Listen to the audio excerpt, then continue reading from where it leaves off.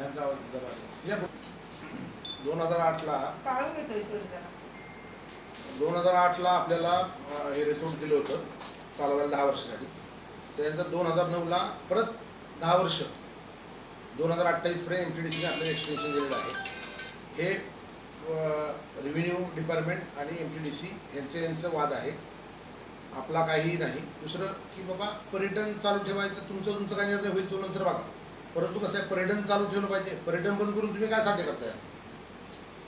दुसरं, मागच्या वर्षी लंडनमध्ये पार्लमेंटमध्ये ह्याच लोकांनी माझा तिथं सत्कार केला पार्लमेंटमध्ये, लंडन पार्लमेंटमध्ये, की बाबा टुरिझममध्ये माणूस चांगला काम करतो काय. दुसरं, तुमचे जे निर्णय आहेत ते आम्हाला बांधलेले आहेत, आम्ही नको आहे, दुसरं कोणाला द्या, ठीक आहे, परंतु चालू ठेवा. तुमचा जो निर्णय आहे तो आम्हाला बंधनकारक आहे, आम्हाला त्यात काय अडचण नाही. तुम्ही जो निर्णय घ्याल MTDC, कलेक्टर रत्नागिरी, रेव्हेन्यू काय जे असेल, we are agree on that term and condition. आम्ही नको आहे, दुसऱ्याला द्या, नो प्रॉब्लेम. परंतु टुरिझम पर्यटन कशाला बंद करतात? एक तर सांगता की 350 किलोमीटर समुद्र किनारा आहे तुम्हाला, बॉम्बे टू गोवा.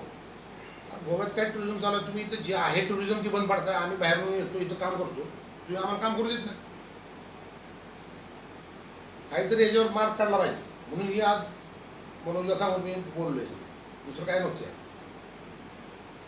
बाकीचे काय त्याला हे असतील तुम्ही नो प्रॉब्लेम, तुम्ही सांगा की बाबा आम्ही तुम्हाला बुधवार देत नाही MTDCला किंवा नाही, एकदा काय तो सांगा. त्याचं काय होईल, आमचं वुडन स्ट्रक्चर आहे पूर्ण, सगळे लाकडी आहे, ते अजून 2-3 महिने बंद झालं की ते सगळं सोडून त्याला वाळवी लागणार, सगळं सोडून जाणार.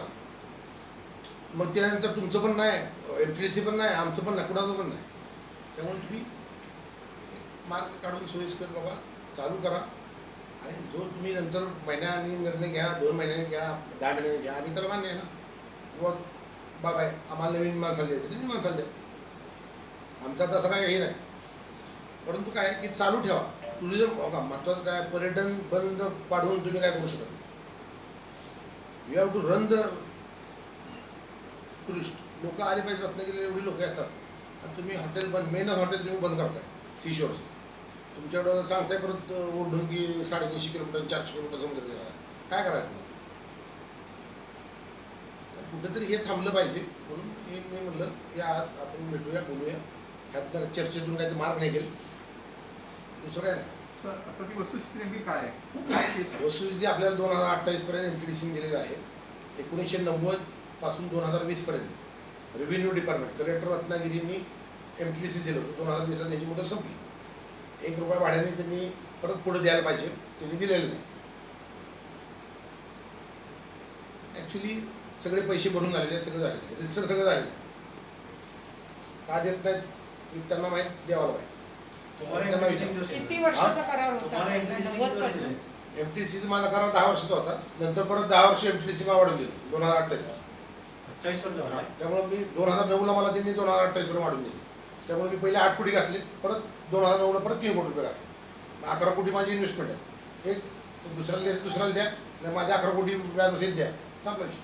तुमचे 11 MTDC कलेक्टरकडे आहेत, तुमचे पैसे MTDC कडे आहेत ना? नाही, माझे पैसे मी रिसॉर्टमध्ये घातले. माझे पैसे मला द्या. तुम्ही जर माझं लॉक करत असाल, पर्यटन बंद करत असाल, तुम्हाला मी नको असेल, माझे पैसे द्या. पैसे कोण MTDCने मारते की कलेक्टरने मारते? कलेक्टरने म्हणजे कलेक्टरने द्यावे ना, ते ठरवा कोणी द्यायची. सर तुम्ही 8 कोटी घातले आहे, 1 रुपया भाडं म्हणतात.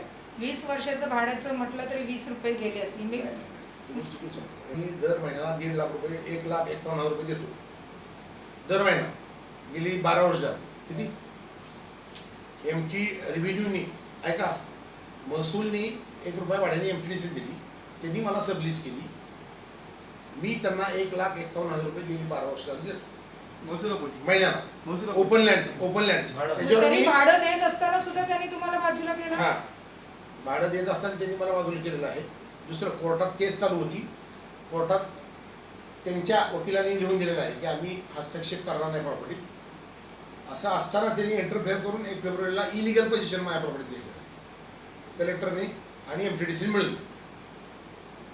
ह्याच्या खाली काय आता तुम्ही ठरवाच काय पिकते काय. तहसीलदारांनी जेव्हा परवा सील केलं म्हणजे 1 तारखेला, तेव्हा तुम्हाला पूर्वकल्पना कसली दिली होती का? तुमचं सामान होतं? अजिबात नाही. माझी गाडी बिडी सगळं आता आहे, सगळं मौल्यवान सामान आता आहे.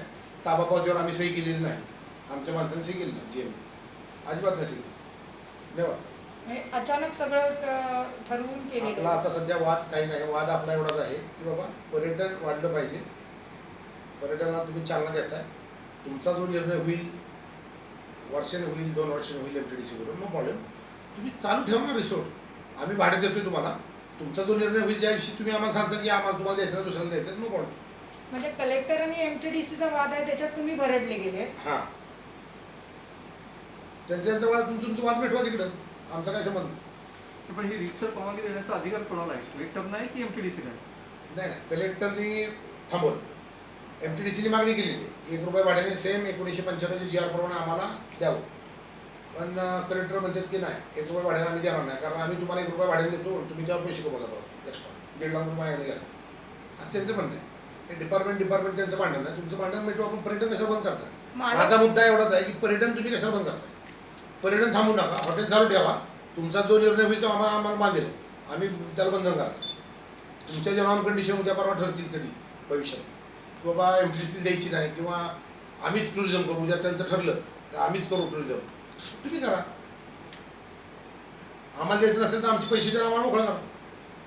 So simple. आम्ही जी इन्व्हेस्टमेंट केलेली आहे ओपन लँडला, एक तर बॅरल लँड होती. त्या बॅरल लँडचा आम्ही स्वर्ग केला. स्वर्ग केल्यानंतर परत आता काय तुमच्या तोंडाला पाणी सुटलं असेल बघा तुम्ही. म्हणजे कलेक्टर आणि MTDCच्या वादात तुम्ही भरडले जाताय. ऍक्च्युली मग तेव्हा जेव्हा जे संबंधित कलेक्टर होते तत्कालीन, त्यांनी MTDCला ₹1 दिलं होतं ना. मग तेव्हा त्यांनी ठराविक दर अजून पण नियम सेम आहेत.